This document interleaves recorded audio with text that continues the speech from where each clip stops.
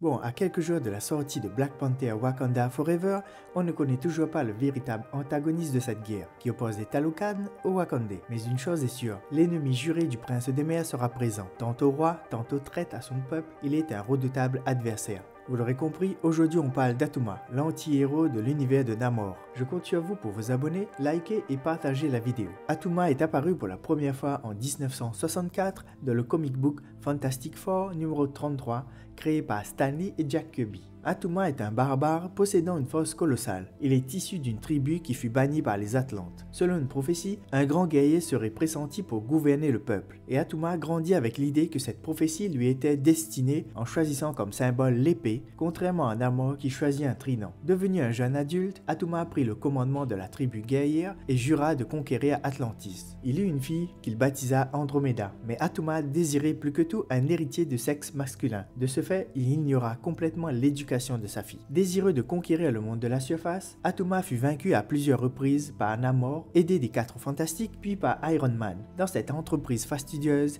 il s'allie au Docteur Fatalis, au Fantôme Rouge, à Dorka ou même au Requin Tigre. Et là encore, il fut vaincu par les défenseurs du monde de la surface. Lorsque Namor fut exilé par le Conseil d'Atlantis, c'est Atuma et ses soldats qui mirent fin à la guerre civile. Et il monta sur le trône d'Atlantis et fit régner la terreur. Il perdit le trône en s'alliant au déviant Gore, qui ne souhaitait qu'une seule chose, le sacrifice des Atlantes en l'honneur du dieu Seth. Lorsque Namor fut maudit par un sort, il fut contraint de rejoindre les Defenders, composés de Hulk et du Docteur Strange. Atuma reprit le contrôle et forma les Deep Six, un groupe d'élite destiné à protéger Atlantis contre ses ennemis, mais surtout contre Namor. Mais à chaque fois, il échoua et fut de nouveau chassé du trône de la cité. Atuma est un Atlante possédant comme tous ses semblables des branchies, qui lui permettent de respirer sous l'eau, de résister à la pression des profondeurs marines et il possède une vision adaptée au monde aquatique. Mais à l'instar de ses semblables, il possède une force bien plus supérieure. Il peut soulever 40 tonnes en étant à la surface et peut soulever une charge bien plus lourde sous l'eau. Contrairement aux Atlantes normaux, Atuma est capable de respirer à la surface pendant 10 minutes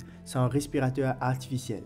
Atuma est un commandant et un guerrier super entraîné dans le combat au corps à corps et dans le maniement des armes atlantes. Sous son commandement, il possède des armes de destruction, une armée puissante et une flotte immense. Comme arme personnelle, il utilise une épée trident et il est protégé par une armure atlante qu'il porte en toutes circonstances. Dans le trailer de Black Panther, nous pouvons voir un bref instant un Atlante bondir hors de l'eau. Il s'agirait sans nul doute d'Atuma, et à le voir ainsi, 2 théories me viennent en tête. La première, Atuma utiliserait ses facultés hors du commun afin de bondir, ce qui serait plausible au vu de ses capacités primaires. Mais la seconde théorie serait plus basée sur les comics et introduirait, s'il est avéré, un nouveau personnage. Atuma aurait déjà été optimisé par le Docteur Fatalis, le véritable antagoniste du film Black Panther. Du moins, c'est ce que je pense. Le saviez-vous? Lors d'un affrontement contre Sentry, Atuma fut décapité. Son corps a été récupéré par le Docteur Fatalis qui le ramena à la vie en utilisant un mélange de magie et de science. Dans cette manipulation, il est optimisé afin qu'il puisse respirer à la surface, voler et avoir une force égale à celle de Namor. Certaines rumeurs annoncent que le film n'aura pas de scène post-générique. Une nouvelle ère s'est instaurée avec la phase 4 du MCU, ponctuée de séries et de films pas forcément connectés et qui perturbent les fans.